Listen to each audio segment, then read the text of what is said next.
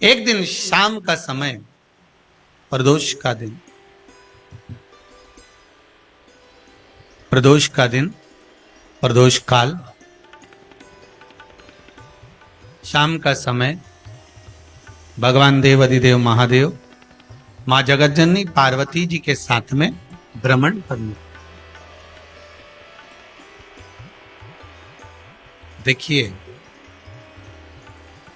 अगर प्रदोष का व्रत नहीं कर सकते, प्रदोष के दिन आप व्रत नहीं कर सकते, मान लो आपसे भूखा नहीं रहा जाए, प्रदोष का व्रत नहीं कर सकते, प्रदोष के दिन आप भूखे नहीं रह सकते, मंदिर भी नहीं जा सकते, दिया भी नहीं लगा सकते, तो शिव महापुराण की कथा कहती है कि प्रदोष के दिन, प्रदोष काल में अपने ही दरवाजे के पास में देवाधिदेव महादेव का स्मरण कर कर लक्ष्मी की वृद्धि के लिए, कार्य सिद्धि के लिए, संपदा को प्राप्त करने के लिए आप अपने ही दरवाजे के पास में एक दीप लगा सकते हो। कौन से दिन? प्रदोष के।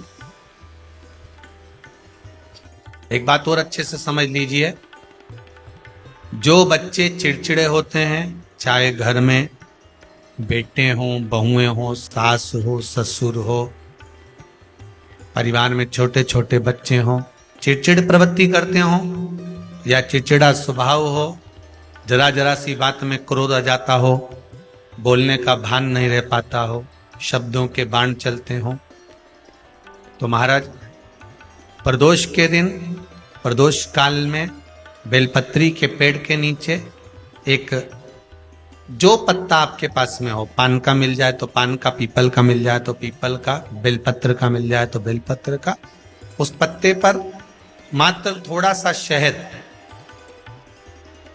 और 7 दाने चावल के रखकर घी का दिया लगा दो महाराज, और थोड़ा सा जल हाथ की अंजलि में लेकर भगवान देवाधिदेव महादेव का स्मरण कर कर कि इस बेलपत्री के वृक्ष के नीचे माता लक्ष्मी, पार्वती, सरस्वती विराजमान है, इसी बेलपत्री के पेड़ के नीचे मेरे देवाधिदेव महादेव का 12 ज्योतिर्लिंग का स्वरूप प्रकट है, उनका स्मरण कर कर जल चढ़ा दीजिए और उसका स्मरण कर लो जो चिड़चिड़ प्रवृत्ति करता, क्रोध करता, जिसको बोलने का भान नहीं होता हो, सम्मान नहीं देता हो, अपशब्द कहते हैं, उनका स्मरण कर कर आप छोड़ेंगे। एकदम एक प्रदोष करेंगे, दूसरे प्रदोष तक तो आपको कोई दिक्कत ही नहीं। 2-3 प्रदोष कर कर देखिए, बाबा कृपा करें। बच्चों को पढ़ने का कह रहे हो, पढ़ने बैठो, पढ़ने बैठो, पढ़ने बैठो, पढ़ने बैठो, तो एक आध प्रयास बच्चों के लिए भी कर लिया करो कि भाई ठीक है। जैसे बैकुंठ चतुर्दशी वाला उपाय हमारे YouTube पर भी डला हुआ है, आप उसको निकाल कर सुनना, बैकुंठ चतुर्दशी के दिन प्रयास करना, बच्चे लोग विद्या में प्रबल होंगे।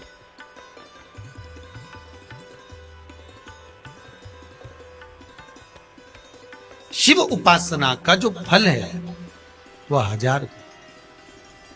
पहले भी कथा में काज फिर कहते हैं,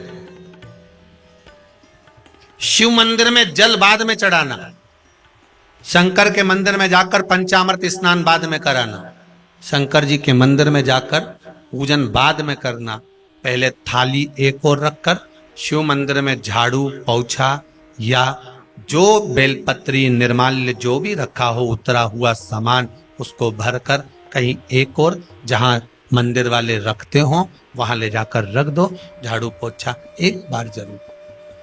पूजन करने से पहले सबसे पहले सफाई का ध्यान रखो और एक विश्वास रखना, आप मंदिर की सफाई नहीं कर रहे हो, फिर निवेदन करूंगा,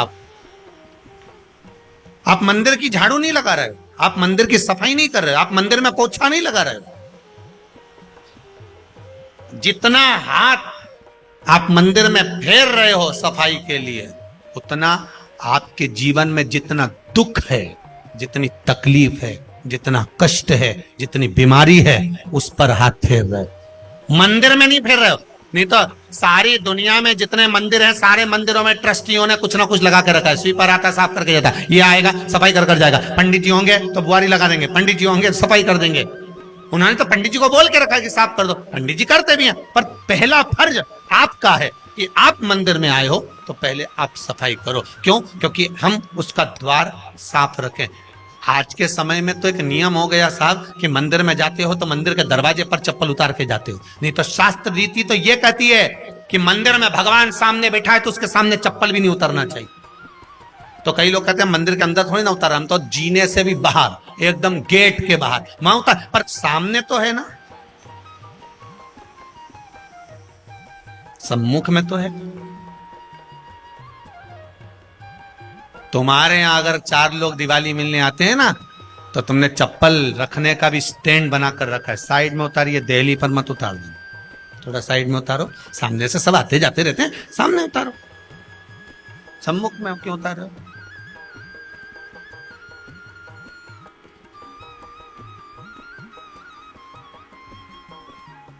थोड़ा द्वार पे से दूर उतारिए।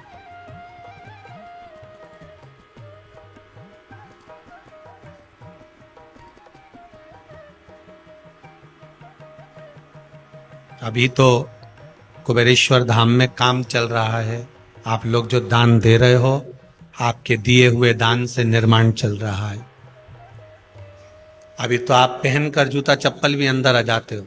भले दूसरे मंदिरों में चप्पल पहनकर हमने देखा है, आधिकाधिक मंदिरों में, ब्रजभूमि पर भी बहुत मंदिरों में लोग अंदर जूता पहनकर चले जाते हैं, पर जब तक बाबा नहीं बैठा तब तक तो आप पहनकर आ रहे हो।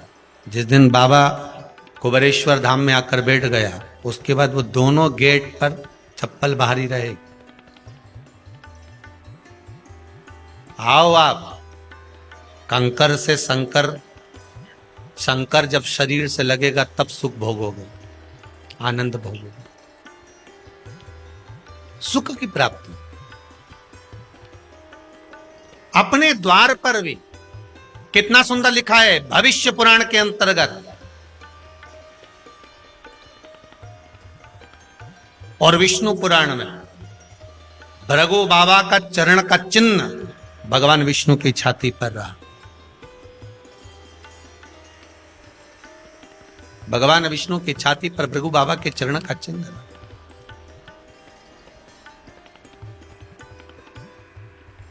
चरण का चिन्ह। अब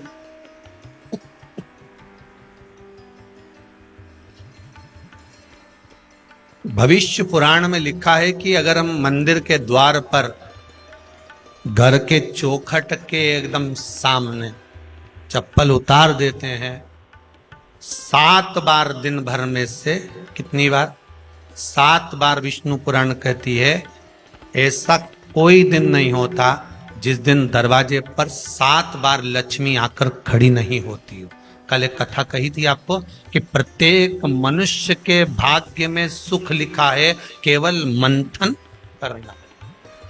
भविष्य पुराण कहती है 7 बार लक्ष्मी प्रत्येक मनुष्य के दरवाजे पर जाकर खड़ी होती है, पर द्वार पर चप्पल पड़ी होने के कारणवश वो लौट कर चली जाती है। बहुत ध्यान दीजिएगा महाराज, थोड़ा सा आपको बुरा लगेगा, लग जाए, पर शिव पुराण है, जीवन संवार देगी तो अच्छी बात है, जीवन संवार दे तो अच्छी बात है। मंदिर के द्वार पर हम जब चप्पल छोड़ते हैं, जिस मंदिर की चौखट पर चप्पल छोड़ी है, आप जितनी देर आराधना में लगे रहते हैं उतनी देर तक आपकी चप्पल पर जितने लोग लांग कर जाते हैं, जितने लोग लांग कर प्रवेश करते हैं, उसका भी दुख आपके भाग्य में आता चले जाता है। ध्यान दीजिएगा जरूर। चप्पल का भविष्य पुराण में पढ़िएगा कभी कि पादुका का महत्व क्या है, पादुका किस ओर उतारना चाहिए, पादुका को कहां रखना चाहिए, किस जगह पर बुआरी झाड़ू को रखना चाहिए, किस जगह पर चलनी को रखना चाहिए, सुई, उस सुई को जिस हाल में सब बैठते हैं उस हाल में क्यों रखा जाता? सुई तो इतनी सी है, पर जिस हाल में सब बैठते हैं उस हाल में ना तो झाड़ू रखते हैं, उस हाल में ना चलनी रखते हैं। भैया क्यों नहीं रखते? कारण क्या है?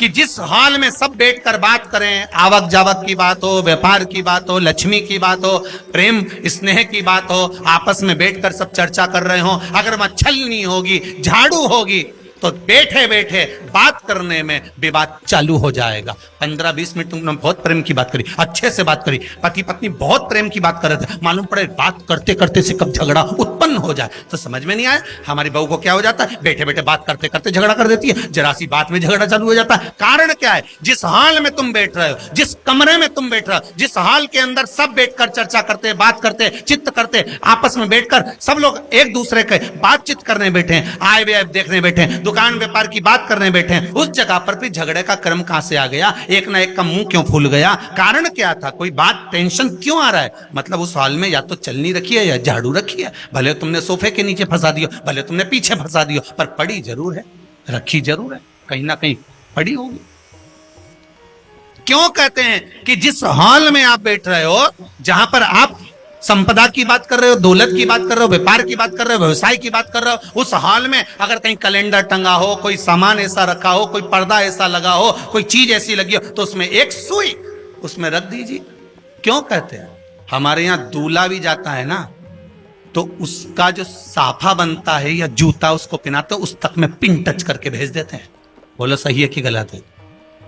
दूल्हा तोरण लगाने जा रहा है, दूल्हा तोरण देने जा रहा है, तो उसके जूते में भी पिन घुसेड़ कर भेजते हैं, पिन लगाकर भेजते हैं, उसके साफे में पिन लगाकर भेजते हैं। एक भले सुई नहीं लगाएंगे तो आल पिन लगाकर भेज देंगे। क्यों भेजते हैं, उसका कारण क्या, कि लक्ष्मी को लेने जा रहा है, संपदा लेने जा रहा है,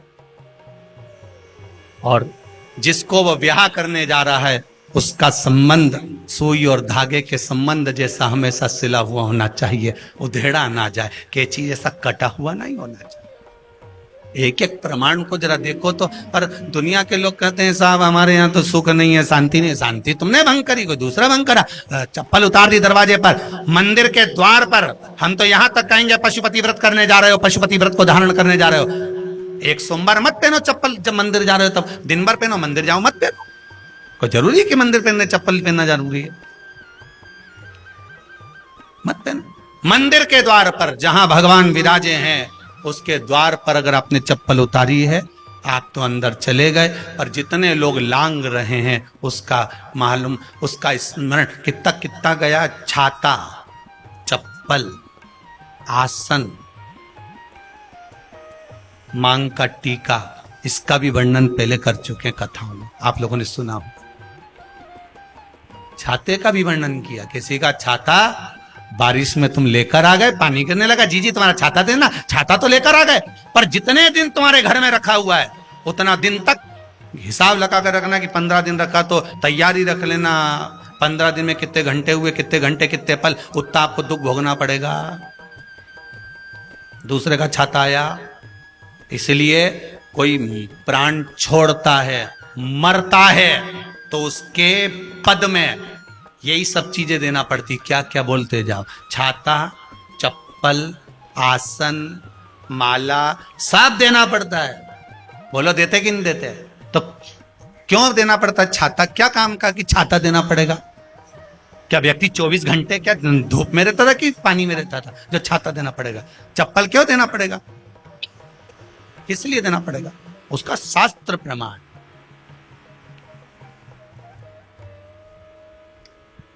जरा सा राजा परीक्षित ने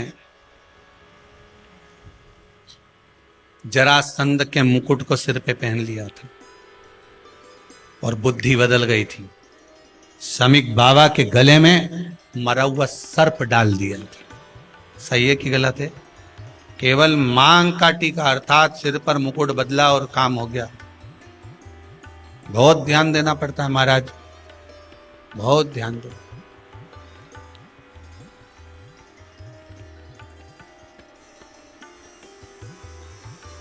तुम्हारी चप्पल कोई ले गया, तुम रो रही, किसी ने पूछा क्या हो गया? मेरी चप्पल कोई ले गया था, फिर मैं दूसरे की ले गई। तुम्हारी कोई दूसरा ले गया, तुम दूसरे की ले।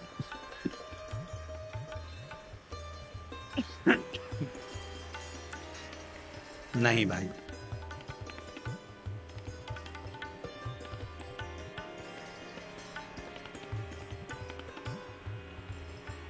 उसको प्राप्त करने के बहुत तरीके हैं।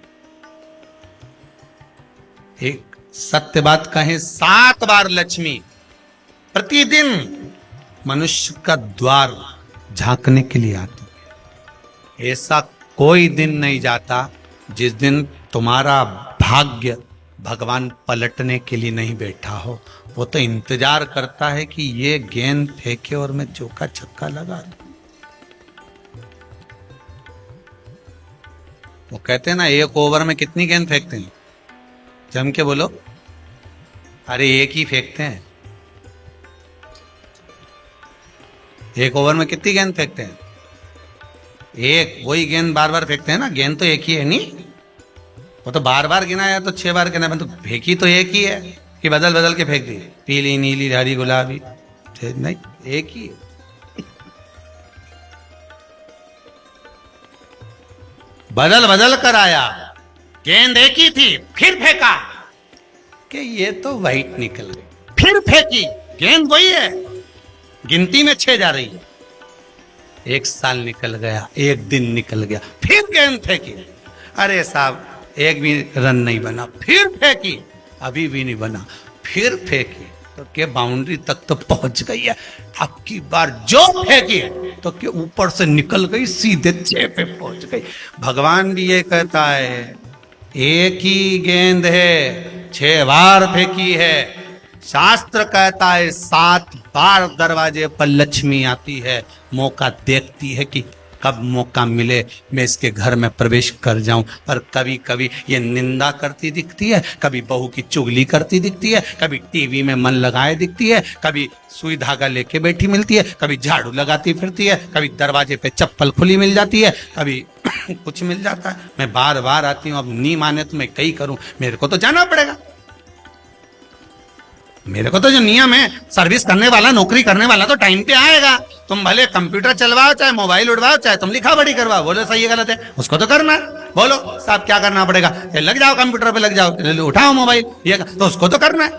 वो तो टाइम पे पहुंच गया 9 बजे। लक्ष्मी जी भी टाइम पे आती है। आई दरवाजे पे क्या देखा उसने कि ऐसा ऐसा है। कई कई की तो आदत पड़ी, रोटी घर में बना हुआ सारा दाल चावल सब्जी वब्जी जो बच गई, उठा के मैं दरवाजे के पास में रख के आ गई। लक्ष्मी जी सोचे बताओ, ऐसा तो पहले से रख, अंदर चली गई और ऐसा खिला दिया तो मैं तो नहीं जाऊं।